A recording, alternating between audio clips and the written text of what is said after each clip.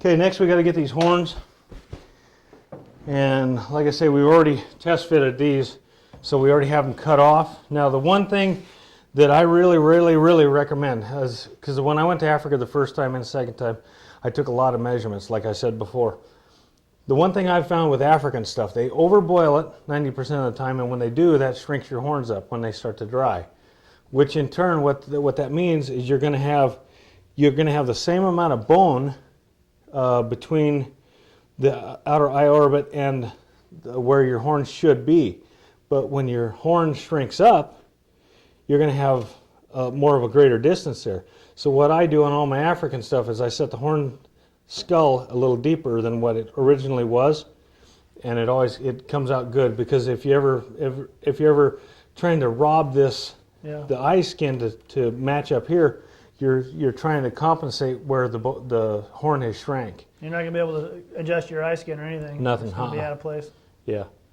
So right now we'll get a sheetrock screw, and then I line it up all the way around. I'm looking at everything. I'm looking at the width here. I'm looking at the center bone. You can't really go by the form, because you never know where their center piece in their breaking their form was. I'm just going to set this on here for now. Okay, and then just eyeballing it on this one. Go that way a little. Right in there. And I usually put 6 to 8 screws in everything. What I'm going to do now is turn this sideways so you can see what I'm talking about. If you follow the flow of the back of the main flow of the back of that horn, it goes right through the middle of that eye, and that's where it's supposed to be. So that's it's a pretty good reference point, but you have to remember that all of them are different. Bush bucks, kudus, everything. Gemsboks sort of carry their horns laid back a little farther. Kudus are more up top, so you always want to check your reference before setting your horns. So right now we've got the horns on it, we got the form scratched, we got the nose done, the lips done. Now we're going to put some plaster Paris. It's pre-mixed stuff, so it's already got paper mache and plaster, quick-set plaster on it. Some guys use Bondo. I would rather save the money on the Bondo and use it for ears, but it's all your own preference. One is not any better than the other, because the hide paste is going to stick to it no matter what you do. So we'll go ahead and get a little bit of that mixed up. Because all you're trying to do is rebuild the muscle tissue that you've removed. And you can leave it a little thicker, because in that way you can put it where you need it to go. And we're going to set the eyes. We're going to put these things, Gemsbok, are 40 degree angle with a 15 degree cant. So I don't get too scientific about putting these in other than the pupil straight. Make sure the depth is okay. If it's not, don't trust what the forms are, because sometimes they'll swell a little bit in here, so you always got to look at your eye and make sure if it's out far enough or in far enough. And just because you put it in there and you've already got it all sewed up, that doesn't mean you can't take that eye back out. You just got to be careful. So then we make a little clay. Some people measure this stuff and make sure it's exactly the same on both sides. By the time I get done, I distort the eyes so much that I have to go back and add a little or take a little out anyway. So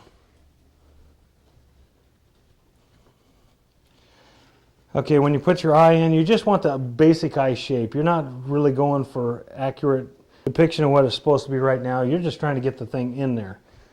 So when you come back after you put the skin on, because by the time you pull the skin up, you're going to distort this clay. So just try to get them both the same on both sides. So we got this one. I squirt a little water on here just to get them slick them, because if you don't, then you could pull that eye right out of the socket when you pull the skin and the hide paste over.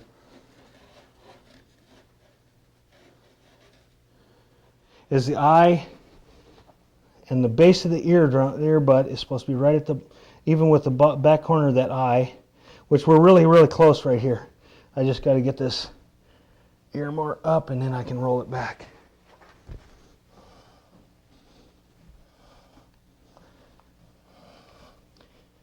And that's sort of a casual look. That's what I wanted on this one, because the other one is coming right into the side of this. Yep. Donkey look.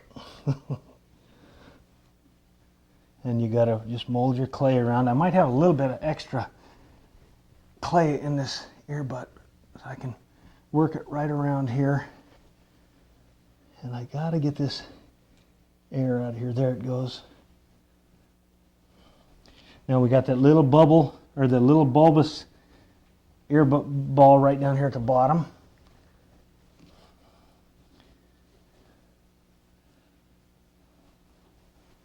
And when you start working with African stuff, just like I say, try to keep it wet, because a wet skin is going to move a lot better than when it's dry.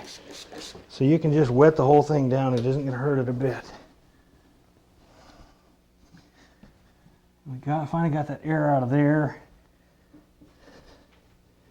Come over here and make sure this eye's where it's supposed to be. Get the eyebrow up there where it's supposed to go.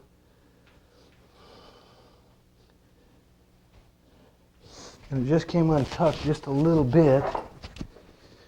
You can use just about anything to, at this point, just to tuck that down in there a little bit, and then we'll come back in with our brush for a final, and that cleans the eye off too. Nothing looks worse than walking into a taxidermy studio and you see clay and all kinds of hide paste and stuff all over eyes. You want them clean and nice looking, because that's what your customers are looking for, is cleanliness in a shop. And sometimes it's really hard to do, especially when you're busy, to try to keep everything clean. But just be as professional as you can be, because that's going to bring you more work later. We're getting it. This will tighten up a little bit more. Okay, this is basically what we do, is we just take a piece of plastic, you line the nose up the way it's supposed to be, and see we've got slack down here again, but the inside, the way we tucked it, stayed. So everything's cool here. We get my eye tool so I can actually hook it up into the septum. And you just feed that in. And what you're trying to do is squash that in there, so it's going to make pressure to hold that skin against the edge of the form into the hide paste. And make sure you go up into the septum. And just leave it like that until it dries, and then you can come back out here and pull this out. And some species have a wrinkle, or a couple wrinkles even, right across here. You can just put them in however you want to do them. Not necessarily on every one do you have to. And the plastic, and I'll do the other side. The nose basically stayed where we had it. And we just fill that with plastic, and the plastic will hold the skin right in there. And then after you get it in there, come back to the front and look and make sure the nose is still lined up. This line's still down. And then just sort of move it back and fill all the little voids if there is any. Make sure you don't have any air in this face. And then you can put the pleats down along the jawline here. And I just do that with my hands. And I can feel a little tad bit of air in there. I'll get that underneath the jaw. The other thing you can do, which they can't build into the forms, is you can put a little bit of a jawline in here. And that looks really good, especially if you got an old one. You can just put two little jawlines in, and it sort of helps. Okay. Jawlines make more of a defined, older looking animal. Any old animal has jaws and jowls. And antelope, even here in this country, sometimes we get them in and have them. We got all the sculpting done. We got the horns clean. We got everything, all the little detail fix that we needed to do. Now what we need to do is come in with some light, or actually a little bit darker gray, because our nose is a darker gray, and we're just going to shadow this a little bit with the airbrush. And we're using water-based paints for a reason, because, and I use Hydro Mist, that's what I like it, because it comes back out of the hair real easy and it dries real fast. So we're just going to go over this nose pad very lightly and up in the nostrils, just to shade it in a little bit. And remember, there's no bottom lip, so the bottom lip's up inside. And then you can come over all your fixes, over your fixes on the eye, any residue off of it. And what we're going to do is we're going to come back and clean this again here in a minute, but I want to make sure that I get all the paint off, and then we'll clean all the hair and condition the horns. Then I'll come back last thing and clean the eye again to get all the dust back out of it, and then we'll clear coat it and be done. And then we'll take the excess paint off around the eyes and out of the ears and get the excess out of here.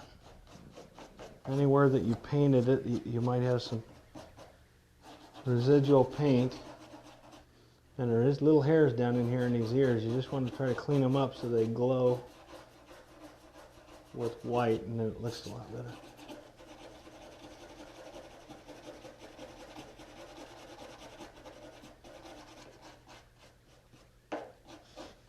And you can see a little bit of that dust coming off there. That's why we don't final clean the eyes and put clear coat in them until after you're done. It just doesn't do any good. You're going to get stuff in them. I'm going to go ahead and do the back of this ear and just clean the paint out of it